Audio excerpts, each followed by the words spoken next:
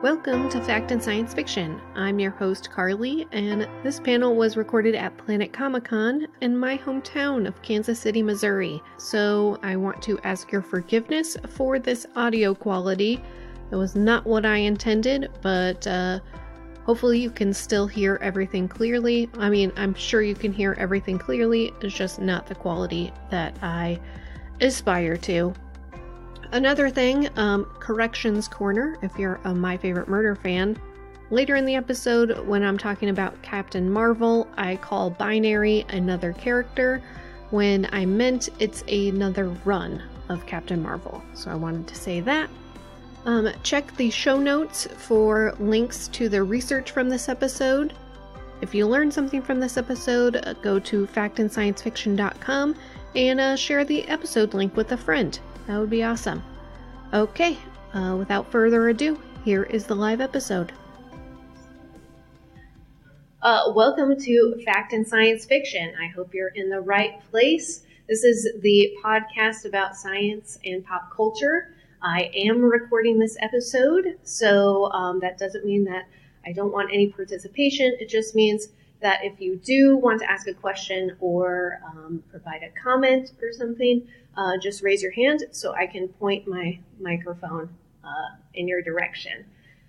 So this is my second year at Planet Comicon, but my first time presenting. And for this special live episode, I decided to do a kind of a roundup of the science of superpowers, because it's a great introduction, I think, to a lot of different science topics. There's physics, there's biology, there's chemistry. But since I only have about 40-ish minutes, I only chose a few of them, and then I did something a little bit different in the second segment. So I know I can't cover everybody. I can only cover my favorites. So without further ado, if you haven't heard about Fact and Science Fiction before, I started the podcast in 2017 as a kind of way to talk about my favorite sci-fi movies, TV shows, and books, but I'm also a Ravenclaw, so I couldn't just talk about science fiction without talking about a lot of research. However, I have to say I'm not a scientist. My bachelor's degree is in psychology, and my master's is in communication. So basically that just taught me how to read research articles and then sum them up for regular people. So I might get things wrong, and that's why I encourage you to participate. All right, let's see. I've done episodes on epigenetics, alien intelligence, using data science to forecast crime. So if you are interested in learning more about all these kinds of topics from a more general public perspective, I encourage you to look up Fact and Science Fiction on any of your podcast apps. I should be there. All right. The first superhero I wanted to talk about is very timely, and someone not a lot of nerds in the science world have looked at is Captain Marvel. So Captain Marvel, the movie, is in theaters right now, and while the comic book character has been around in some form at least since the 1980s, the current Carol Danvers is based on the Kelly Sue DeConnick run from the 2010s, and that is the version I want to talk about today. So, if you don't know, Captain Marvel, aka Carol Danvers, was a human pilot in the US, but then she absorbed the energy from a Kree device that gave her a variety of powers. Strength, near invincibility to many things that should have killed her immediately. But the coolest power she has, I think, is the photon blast. So you may hear them called sparkle fists or fire hands. According to the movie, Carol can create heat and light seemingly out of thin air and weaponize it to create a forceful blast that can burn through metal doors, blast through stone, but somehow she can also show restraint and only knock down people. So what's the story? So Captain Marvel most likely has the ability to manipulate electromagnetic energy. And this can take the form of light waves, but could extend to UV rays and nuclear energy. Especially when Captain Marvel movie version has her breakthrough and gets to use her full powers. So there's no definitive canon resource that explains what Captain Marvel can do. So I'm not sure if she generates this energy from herself or just manipulates the energy around her. But for a photon blast, I think about it like a flashy laser. So lasers can go through objects, but can also use their energy to force objects to move. It's also easier to make lasers follow a direct path, such as aiming a weapon or performing some function like reading a CD. Explained lasers pretty well. So they're more than just powerful flashlights. The difference between ordinary light and laser light is like the difference between ripples in your bathtub and huge waves on the sea. So you've probably noticed that if you move your hands back and forth in the bathtub, you can make pretty strong waves. If you keep moving your hands in step with the waves you make, the waves get bigger and bigger. Imagine doing this a few million times in the open ocean, and before long you'd have mountainous waves towering over your head. And a laser does something similar with light waves. It starts off with a weak light and then keeps adding more and more energy so that the light waves become ever more concentrated. However, of course, in the world of comic books, Carol's photon blasts look way cooler and are way more intense. So that's why people compare Captain Marvel's movie powers to the character of Binary, which is another comic book character, and her powers mirror those of a star. The process by which stars can split and squish atoms to create energy is one of many reactions going inside her cell structure to give her her power. And this is from CBR.com. This has resulted in a character where no matter what happens to her externally, she can take that energy, bring it inside herself, and express it in any number of different ways. So she uses this opportunity to turn that energy into heat. So that becomes kind of clear, especially in the beginning of the movie. So as far as the thermometer goes, Captain Marvel is like a nuclear reactor. So she can direct that fusion energy wherever she'd like to. Instead of concentrating this energy all into one beam, she's able to dial out the waves and continuously control the field of heat. So one presumes that she never has cold hands or feet because of this power. So when I was looking into Captain Marvel and looking at photon blasts or what they could or could not do, I was also curious about the idea that we could absorb energy like Carol and like a lot of superheroes. So I turned to the Incredible Hulk and Captain America. So if you remember, Bruce Banner absorbed gamma rays and Steve Rogers had to absorb so-called Vita rays in these steel capsules in order for this super serum to work. But I wanted to know if we can absorb energy like that and have it be a good thing. So Stanford University released an article a few years ago about the origin stories of Captain America and the Incredible Hulk that can help us understand heroes like Captain Marvel as well.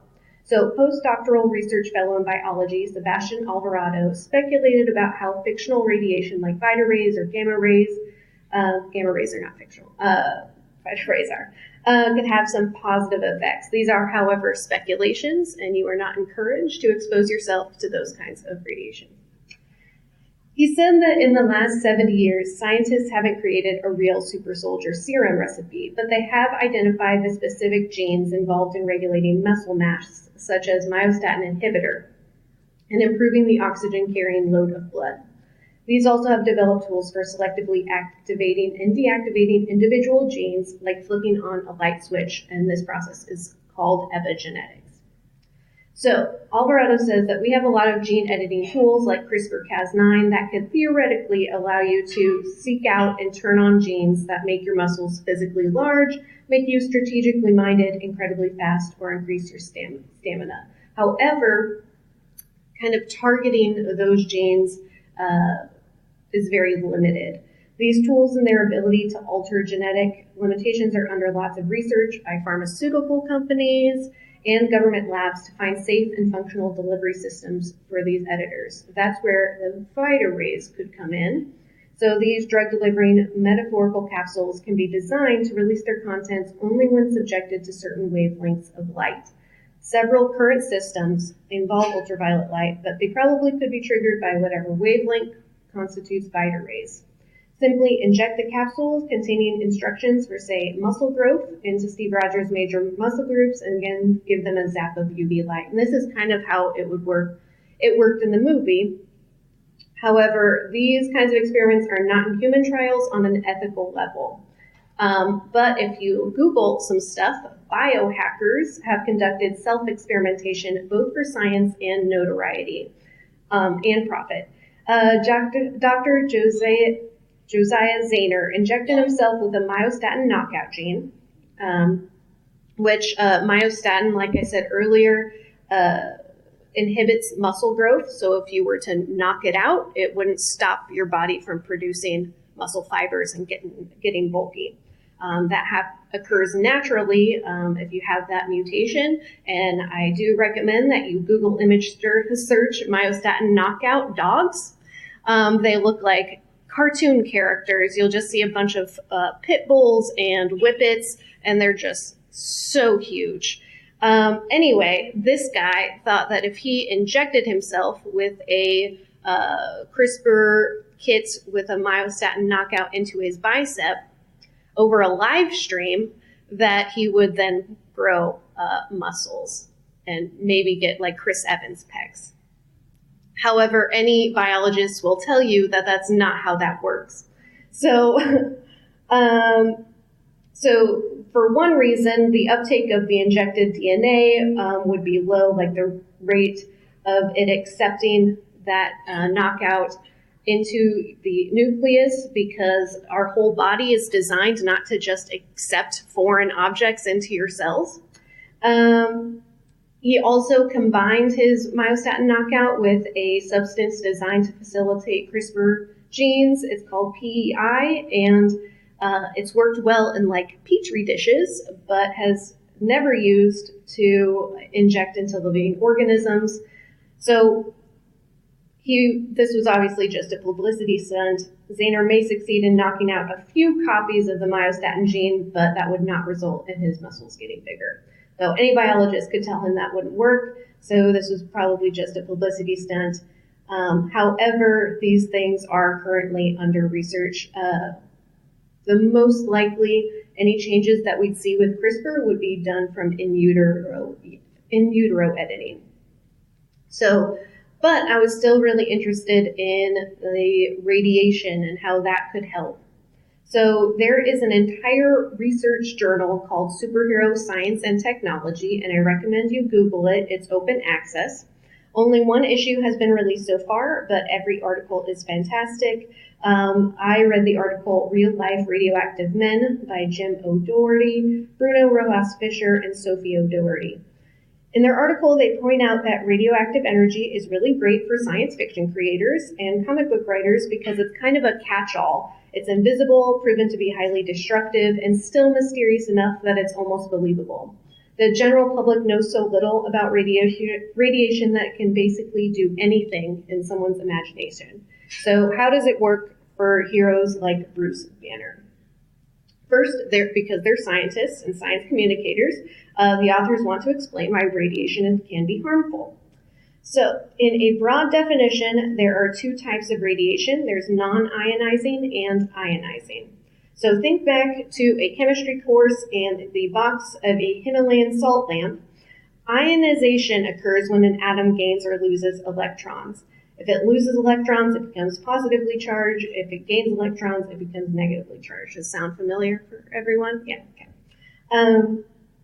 After that process, the atom is now called an ion. So if that's what ionizing radiation is, then non-ionizing radiation would not ionize. Okay. So ionizing radiation typically removes electrons from atoms, and that is the kind that harms our bodies. So that would be UV radiation, gamma radiation, and X-rays. Exposure to ionizing radiation can lead to two different effects known as deterministic and stochastic, and stochastic means random. So both effects apply to the exposure pattern of the Hulk. Firstly, deterministic effects occur upon receiving a large dose of radiation over a short amount of time, for instance, being exposed from a nuclear blast.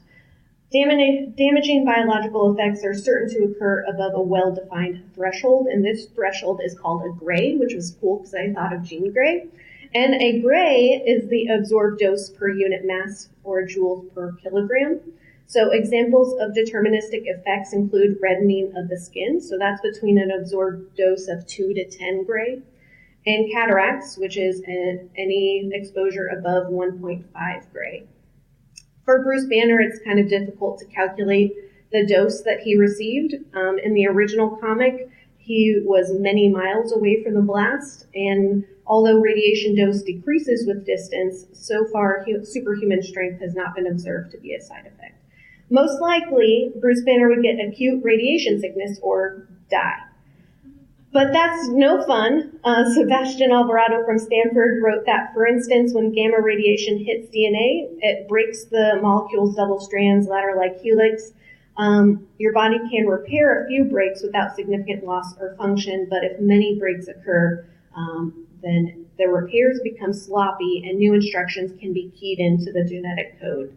Again, Sebastian Alvarado, I believe, was a well-meaning scientist who wanted to speculate and have fun with these ideas, and then a communication specialist from Stanford just wrote it all up and as if they could occur, that it was more likely than it actually is. But anyway, in the world of comic books, if Bruce Banner was exposed to that kind of radiation and it destroyed so many of his DNA strands, and then they were rebuilt with different instructions, that could theoretically turn him into the Big Green Hulk. Superhero Science and Technology, that other article I mentioned, wrote that ionization events are super unpredictable. That's why it's called random. So Bruce's genetic mutations would be unpredictable, and trillions of his cells would be affected. And if his cells are mutated in some way, those mutations can be transcribed, and then he could pass those on to another generation. Ionized radiation is so random that it would be unlikely that those mutations could be organized enough that that would cause a superpower to develop. We have way more examples of acute radiation exposure leading to harmful effects over the course of months and years. For example, in the 1920s, women who worked in clock factories painted radium on clock faces to make them glow in the dark, and that over the course of working there for years developed anemia and certain cancers. But maybe there was something special about Bruce Banner that made him resistant to the harmful effects of ionizing radiation and gave him the ability to regenerate those dead cells. For example, bacteria like E. coli can be bombarded with radiation and still regenerate. And at least the movies have brought up that he did, like Bruce Banner did a lot of research with regeneration and those kinds of organisms that do that. So radiation is not all bad all the time. Medical researchers are still experimenting with ways to use radiation in the diagnosis and treatment of diseases and cancers while minimizing the harmful effects. There is a form of radiotherapy called total body radiation, which exposes a patient to ionizing radiation to deliberately suppress the immune response. But why would they do that? Basically to help the body not reject foreign invaders, such as transplanted bone marrow and transplanted stem cells. So before I wrap up this section on radiation, Alvarado from Stanford had one more thing to say about the Hulk, and I thought it was pretty weird, and I wanted to share it with you.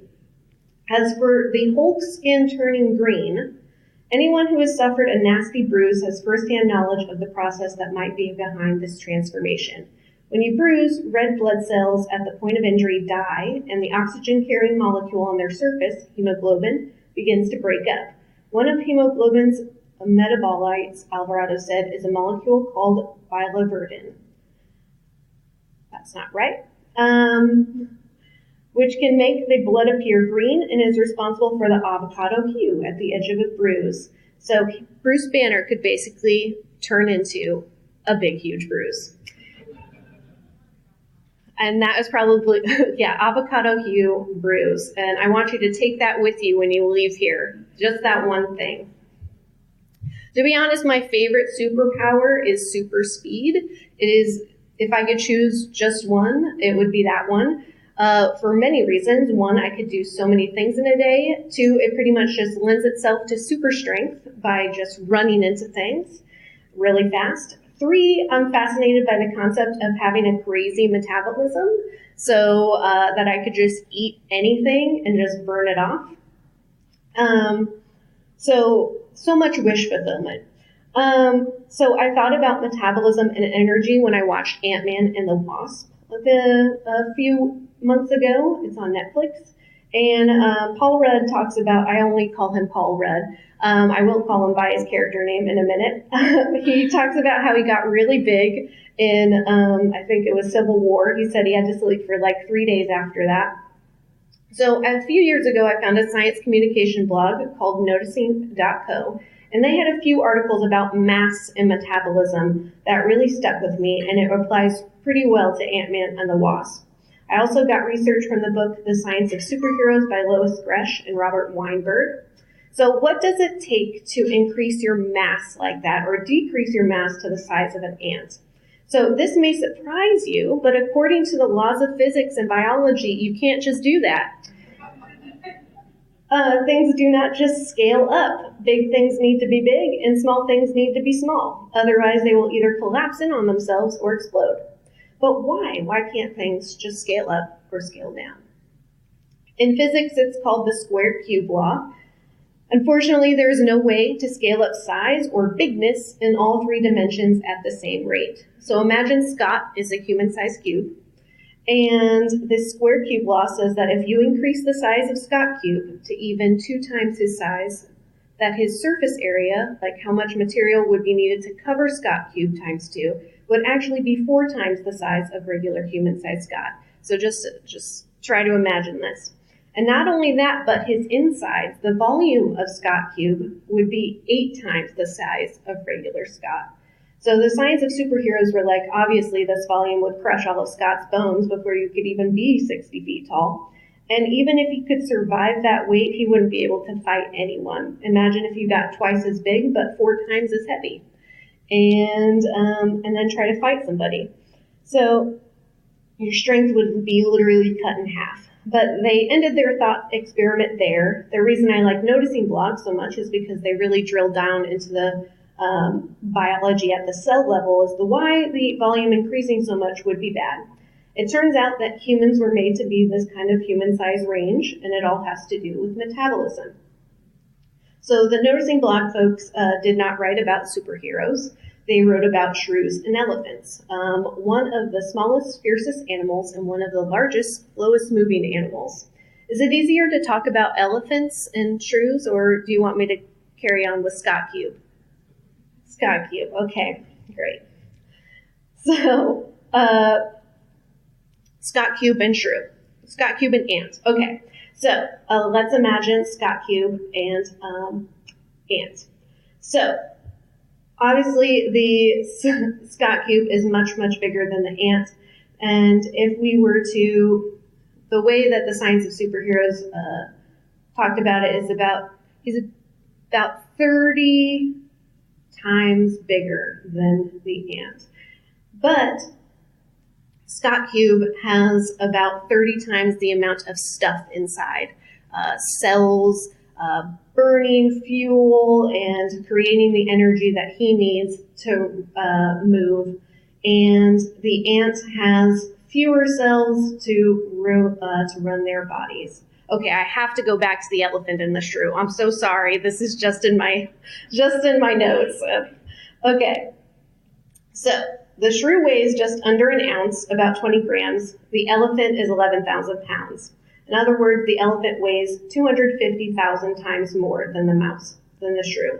So let's imagine that we scale that shrew up to elephant size, just like an Ant-Man. If a shrew were to grow 250 times bigger to become an elephant, once it gets elephant sized, it has trillions and trillions of nice warm cells bunched together in its whole body. And because it's grown 250,000 times bigger, that means its surface area has grown twice that amount because of the square cube law. So it has more surface area, more skin to let all that heat out. So let's just forget that the shrew has to carry around 8 times the volume. Just focus on the heat and metabolism. So it's got a big problem. While the elephant has trillions more hot cells on its inside than the scaled up shrew, it hasn't got nearly enough surface area to let all that heat out. And if they were to burn the kind of energy and to have all those nice trillions hot cells in there, and less surface area to let that heat out, then it would just sit in there with no place to go. If an elephant burned fuel at the same rate as a shrew would, then its insides would get so impossibly hot that at some point it would just explode. So we have trillions of cells burning off energy and creating heat. And if you burrow down all the way down to a typical cell in an elephant and then compare it to a typical cell in a mouse, amazingly, the two cells behave differently.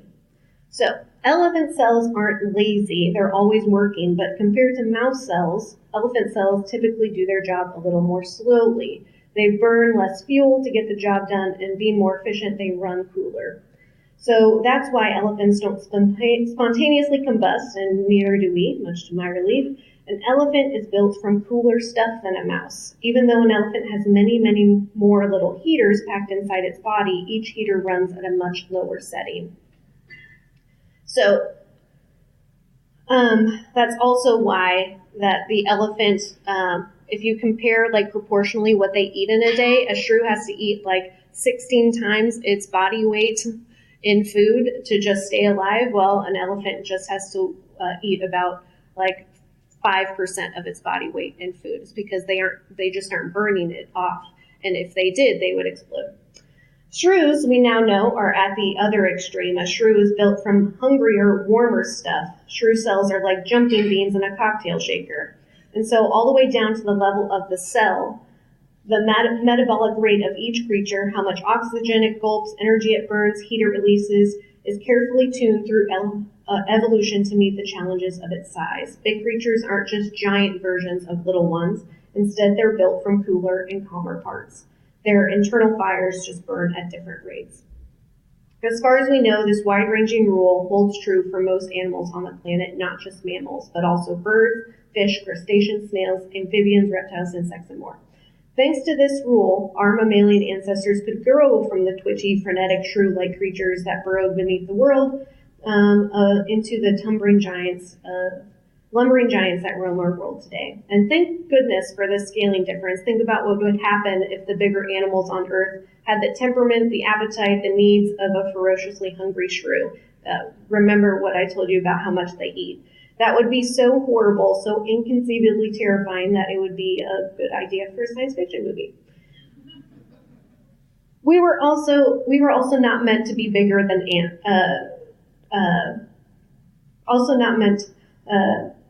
were not meant to be bigger than us. It's possible that if we were to be able to scale down to ant size, we would also literally freeze to death. Small is leaky. You can see this idea play out all over the place. When you leave a batch of cookies out to cool, the small ones cool the fastest. Babies have a hard time staying warm than we do because their surface to volume ratio is much larger than yours or mine. Small things lose heat more easily, and this explains why warm-blooded animals are bigger in cooler climates. Now, I don't want to ruin all the fun. That's one of the reasons I do this podcast. Listing the reasons why it's completely impossible according to the laws of physics and biology just isn't why I make this podcast. So here is I'm going to do a little bit something different.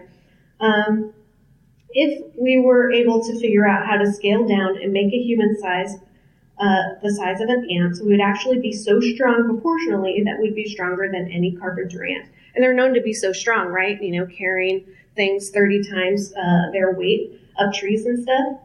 So, this is another thing. Big Bruce Banner. 2.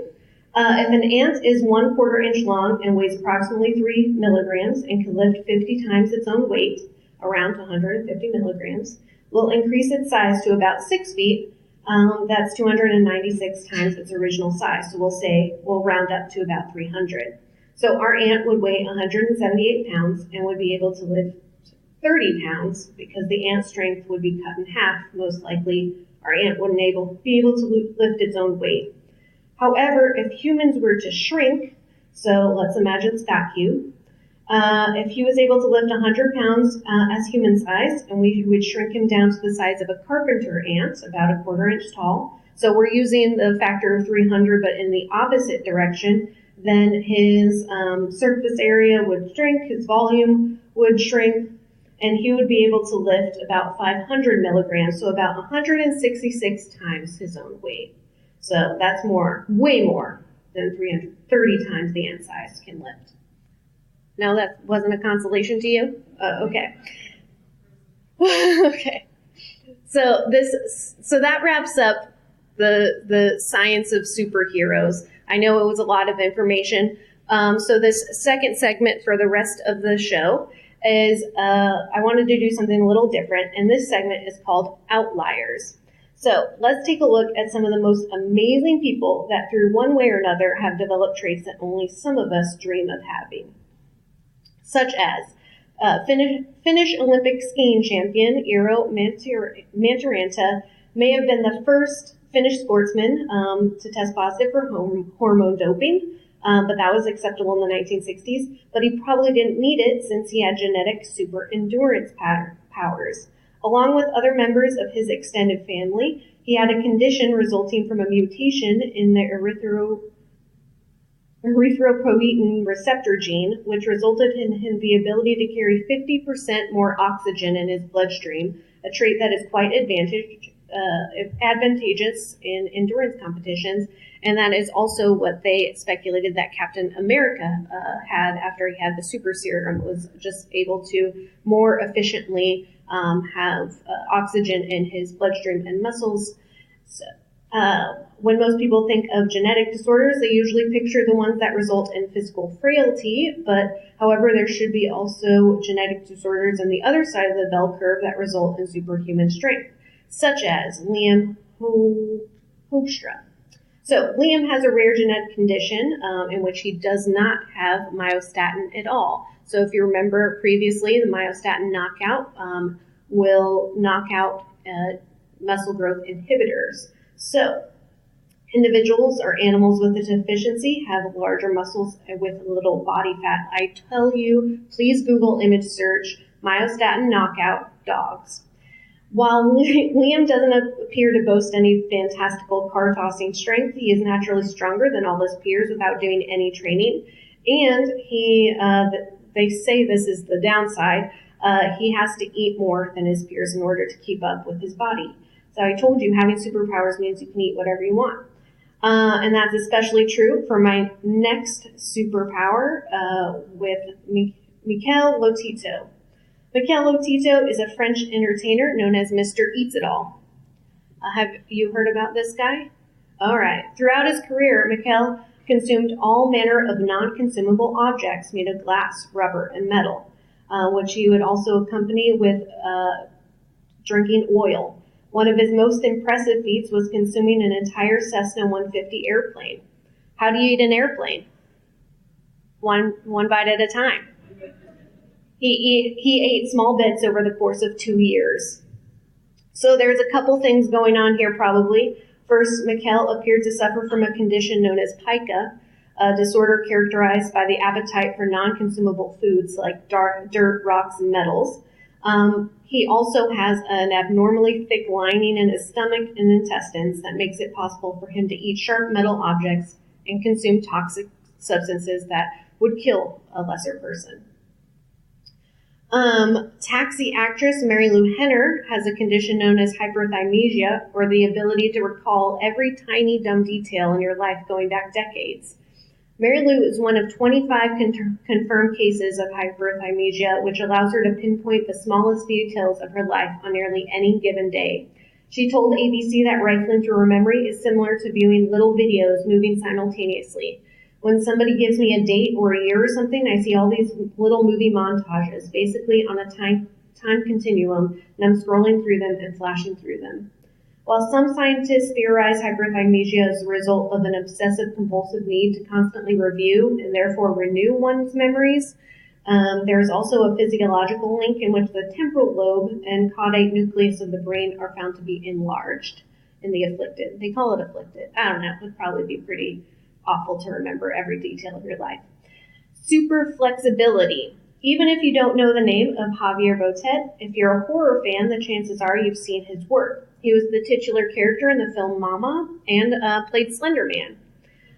While a lot can be done with makeup and CGI, it's no replacement for the spookiness that comes from someone with the ability to bend themselves in ungodly poses. Botet suffers from a genetic condition known as Marfan syndrome, which affects connective tissue throughout the body. People with Marfan tend to be unusually tall with long limbs and fingers and have abnormal flexibility. Marfan is a spectrum disease, meaning that severe cases can lead to life-threatening defects in the heart and other organs. However, those with mild symptoms can live normal, full, healthy lives and have an acting career. No need for sleep. So, the University of California, San Francisco, were able to locate a mother and daughter who share an abnormal copy of a gene known as DEC2, which affects circadian rhythm. The result is they are short sleepers who need far less sleep than the average person. It can affect as much as 5% of the population. Disease resistance. In the late 1970s, the virus that would later be known as HIV ravaged the gay community, but one man managed to never get sick, even as boyfriends and acquaintances around him fell to the then mysterious ailment. So Stephen Crone was found to have a Delta 32 mutation, which protected his CD4 white blood cells from HIV. Due to this small genetic change, which otherwise had no apparent effects, Crone was completely immune to it. With any disease outbreak, a few individuals in a population are always found to be immune for one reason or another. In these cases, help scientists describe the disease and devise treatments. So I'm reading The Stand by Stephen King right now. I know, I just thought of it too. Anyway, it's about a apocalyptic epidemic that wipes out like 99% of the population, but only leaves a small group of people. I really recommend it, but it keeps me up at night. All right, leave no fingerprints. Dubbed immigration delay disease, a dermatoglyphia is a genetic condition that leaves the afflicted without fingerprints. They found this trait came to light when a Swiss woman was not able to enter the United States because of her condition. Aside from the frustrations that come with dealing with the various local bureaucracies, this rare condition would certainly be considered a superpower to any would-be criminals. The Iceman. Wim Hof is a Dutch athlete with a difference. He's known as the Iceman as he's able to survive extremely cold temperatures, which he says is due to his unique breathing exercise. He may achieve this by consciously hyperventilating, keeping his heart rate and adrenaline high. The recent study suggested he can regulate his temperature with his unusual breathing method, leading to an increase in nervous system activity. After Hof went through his preparation exercise to induce this effect, researchers put the Iceman in an MRI machine in a special suit and shot him through with cold water and then hot water in 5-minute intervals. Some previous research has shown that this exercise makes Hof's blood more alkaline since it becomes saturated with oxygen. But this researcher found that when exposed to cold, Hof activates a part of the brain that releases opioids and cannabinoids into the body. These components can inhibit the signals responsible for telling your body you are feeling pain or cold and trigger the release of dopamine and serotonin. This result, the researcher said, is a kind of euphoric effect on the body that lasts for several minutes. However he does it, he's been able to withstand some extreme conditions, including taking the world's longest ice bath in 2011, 1 hour and 52 minutes. He also completed a marathon in Finland in temperatures of about -4 degrees Fahrenheit in 2009, dressed in just shorts. Oh, and he climbed Mount Everest in shorts, too. So, if you want to pay like a fee, you can take his class to learn his breathing techniques. Rainbow Woman. An artist called Conchetta Antico has a peculiar power in which she can see way more colors than other people. It's due to having something known as a tetrachromat, in which she has 2 different mutations on each X chromosome. She has 4 cones in her eye rather than 3 most people have. Although the mutation isn't that rare, half of the women in Europe may have it. Very few have reported having enhanced vision like this. Though it's kind of one of those things that, like, how do you know that what you're seeing is weird? To Antico, something as simple as seeing a pebble can look like a rainbow. It's reported she can see 99 million colors, compared to just 1 million seen by most. The human calculator. Scott Flansburgh is a machine, not because he's super strong or anything, but because he can solve calculations faster than a calculator. Listed as the fastest human calculator by the Guinness Book of World Records in 2001 and 2003, he was found to be able to add the same number to itself 15 seconds faster than someone with a calculator. So I am running out of time, so I'm going to just fast forward through this. Last one, super smeller. Joy Milne from Perth, Scotland, has a peculiar power. She was able to smell Parkinson's disease on people before it had been diagnosed. In tests conducted by Edinburgh University, she was able to successfully identify Parkinson's 11 out of 12 times. It's hoped that there would be a molecular signature responsible for the odor that makes it possible for scientists to replicate the feat. Milne's husband died from Parkinson's in 2015, with her last promise to him being that she would investigate her special ability and help others, using her powers for good, just like we hope most of the other people on this list are. So before I wrap up this episode, I wanted to talk about why we as fans try to make science fiction make sense. Why is the science of superheroes so popular? And I think there are 3 reasons. First reason, comic books and movies are not enough. We want to know more. Because this research wasn't hard to find at all, there are a ton of scientists who do these kinds of thought experiments and write these articles just for fun. Because they're often science fiction fans, and they know that these are the kinds of questions that get people interested in science. In fact, I found an article that was all about how to use Captain America to get college students interested in physiology.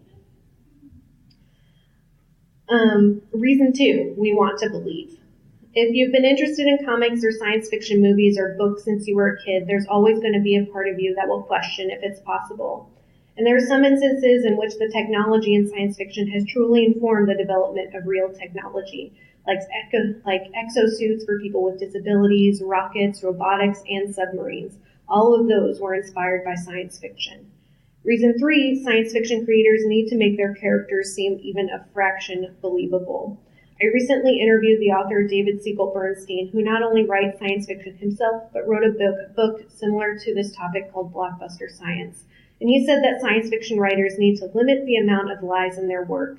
If you can put in just a little bit of real science, if you can make your superhero abilities seem just a little believable by naming the real genes that control muscle mass, or talk about metabolism or radiation or cloning, if you can use the real vocabulary for physics laws, then your audience will come along for the ride. Well, if you learned something from this podcast, or you know someone who would be interested in this topic, go to factandsciencefiction.com, and there are links to subscribe and stream previous episodes. Also find me on Twitter and Instagram at factandsci-fi. And lastly, thanks for listening.